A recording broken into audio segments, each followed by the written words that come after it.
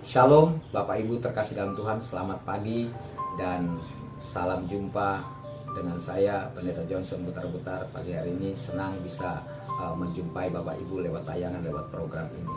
Saudaraku terkasih, pagi hari ini saya ingin menyampaikan renungan singkat tentang hal kekhawatiran yang terambil dari Injil Matius pasal yang ke-6 ayat yang ke-25 sampai ayat yang ke-34. Namun saya hanya membacakan ayat 25 sampai ayat 26. Demikianlah bunyi firman Tuhan. Karena itu aku berkata kepadamu, janganlah khawatir akan hidupmu, akan apa yang hendak kamu makan atau minum, dan janganlah khawatir pula akan tubuhmu, akan apa yang hendak kamu pakai. Bukankah hidup itu lebih penting daripada makanan, dan tubuh itu lebih penting daripada pakaian?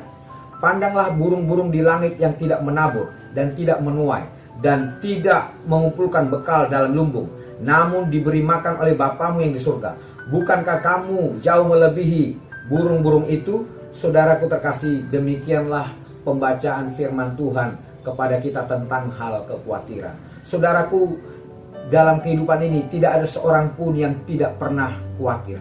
Dalam kehidupan ini tidak ada seorang pun yang gak pernah merasa cemas. Semua kita pernah mengalami kekhawatiran. Semua kita pernah mengalami kecemasan. Semua kita pernah mengalami yang namanya disebut dengan ketakutan. Yang menjadi pertanyaan adalah, apa yang dapat kita lakukan dengan kekhawatiran itu?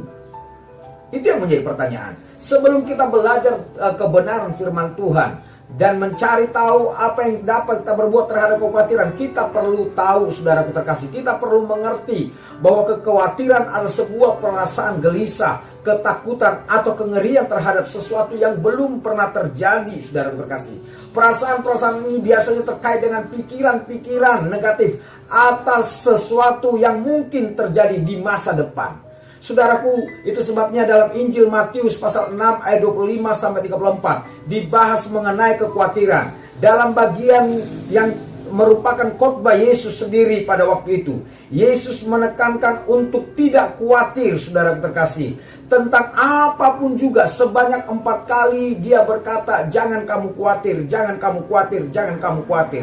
Hal ini menunjukkan bahwa Yesus begitu menaruh perhatian terhadap hal kekhawatiran. Yesus tahu persis bahwa kecenderungan manusia akan gampang untuk menjadi khawatir, saudaraku terkasih, bahkan takut dan cemas. Dalam kitab Ayub pasal yang ketiga ayat yang ke-25, di sana dikatakan, apa yang kutakutkan itulah yang menimpa aku, apa yang kucemaskan itulah yang mendatangi aku. Saudaraku terkasih, maka kita membaca firman Tuhan, maka Yesus berkata, janganlah. Artinya, saudaraku terkasih, sebuah larangan keras. Artinya Yesus melarang dengan keras untuk khawatir. Setiap larangan pasti ada alasannya, pasti ada maksudnya, saudaraku terkasih. Sebagai contoh, kenapa ada larangan mengaktifkan HP dan barang-barang elektronik pada pesawat terbang? Karena dapat mengganggu navigasi yang berakibat kecelakaan jika dilanggar. Saudaraku terkasih, kenapa ada larangan merokok di area SPBU? Karena dapat menyebabkan kebakaran dan bahkan meledak. Saudaraku terkasih, meledakkan SPBU itu. Saudaraku, demikianlah juga kenapa Yesus melarang kita untuk merasa khawatir, untuk menjadi takut, untuk menjadi bimbang. Saudaraku, ada alasannya. Alasan yang pertama, saudaraku terkasih, adalah adanya jaminan pemeliharaan dari Bapa.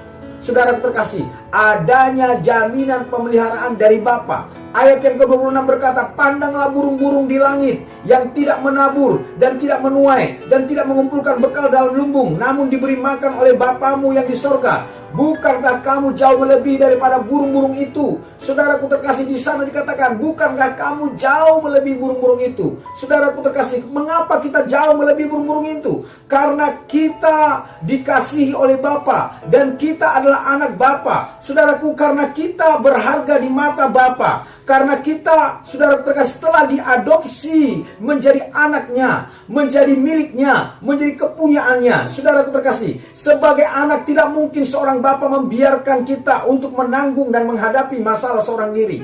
Dan sebagai bapa yang baik, ia pasti akan memberikan segala yang terbaik yang dia janjikan kepada kita. Jadi, apa yang perlu kita khawatirkan? Apa yang perlu kita takutkan? Apa yang perlu kita bimbangkan?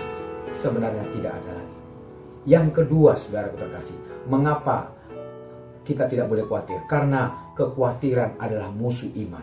Ketika Yesus menyuruh murid-muridnya untuk mendahului dia ke seberang, saudara terkasih, dengan menggunakan perahu, sementara ia sendiri ada tinggal dan diam, saudaraku terkasih, di perbukitan untuk berdoa, saudaraku terkasih. Para murid-murid terus menyeberang, dan saudaraku, di tengah perjalanan mereka ditimpa oleh berbagai-bagai angin sakal, saudaraku terkasih, yang mereka mengalami berbagai-bagai goncangan, mereka mengalami berbagai-bagai ujian, saudaraku terkasih. Dan saudaraku terkasih, maka Yesus pun hadir datang pada waktu itu. Tapi saudaraku terkasih, apa yang terjadi? Kehadiran Yesus mereka tidak rasakan, malah mereka mengira bahwa itu adalah hantu. Saudaraku terkasih, kekhawatiran dan kecemasan seringkali membuat kita tidak lagi melihat dan merasakan kehadiran Allah atau menyaksikan kuasanya. Itu sebabnya kekhawatiran adalah musuh terbesar dari iman, karena kekhawatiran hanya akan melemahkan iman kita. Saudaraku terkasih, kekhawatiran hanya akan melemahkan iman kita.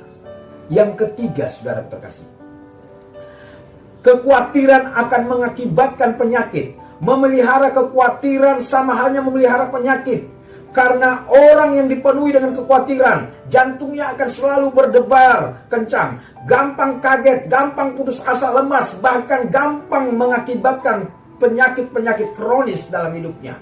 Amsal 12 ayat yang ke-25a berkata, kekhawatiran dalam hati membungkukkan orang. Saudaraku, selain tidak memberi keuntungan apa-apa bagi hari esok, kekhawatiran justru akan merugikan kita, baik secara rohani maupun juga secara jasmani. Saudaraku terkasih, Alkitab ini berisi janji-janji firman Allah yang begitu indah, berisi dengan janji-janji firman Allah yang begitu luar biasa. Karena itu, saudaraku terkasih, jangan kita khawatir, jangan kita takut, jangan kita cemas. Saudaraku terkasih, kenapa kita tidak perlu takut, saudaraku? Karena orang yang takut, orang yang cemas, saudaraku terkasih, adalah orang yang meragukan janji Tuhan, orang yang meragukan firman Allah. Tapi saudaraku, mari kita melakukan 3 hal. Yang pertama, saudaraku terkasih, tetap berserah kepada Tuhan, menyerahkan setiap pergumulan dan masalah kita kepada Tuhan, dan percaya bahwa Ia sanggup menolong kita. Saudaraku, tetap berserah, tetap menyerahkan setiap pergumulan, setiap persoalan kita kepada Tuhan. Yang kedua, saudaraku terkasih, tetap berdoa. Firman Tuhan menjanjikan apabila kita meminta, maka kita akan mendapatkan. Jadi Tuhan inginkan adalah tetap berdoa dan menantikan pertolongan yang datangnya dari Tuhan. Saudara terkasih, itulah sebabnya saudaraku dikatakan tetaplah kamu berdoa, tetaplah berdoa. Karena saya percaya, waktu Anda berdoa, waktu saudara berdoa, maka saudara akan menerima, akan mendapatkan jawaban dari Tuhan. Yang ketiga, saudara terkasih, apa yang hendak kita lakukan? Tetap mengucap syukur, saudara terkasih. Oke, saudara terkasih, mungkin keadaan belum baik, mungkin keadaan belum begitu benar, mungkin keadaan begitu kacau, saudaraku. Tapi mari kita belajar mengucap syukur, karena saya percaya di balik ucapan syukur ada kuasa Tuhan, di balik ucapan syukur ada mujizat, di balik pengucapan syukur ada berkat yang Tuhan siapkan bagi kita. Saudaraku terkasih, demikianlah kebenaran firman Tuhan di pagi hari ini. Semoga memberkati Bapak Ibu, semoga menjadi kekuatan bagi kita sekalian. Semoga Bapak Ibu menjadi tetap kuat, menjadi tetap hebat, menjadi tetap teguh di dalam Tuhan, di dalam iman. Saudara terkasih, demikianlah pemberitaan firman Tuhan, dan saya ucapkan shalom dan selamat pagi. Tuhan Yesus memberkati kita sekalian. Amin.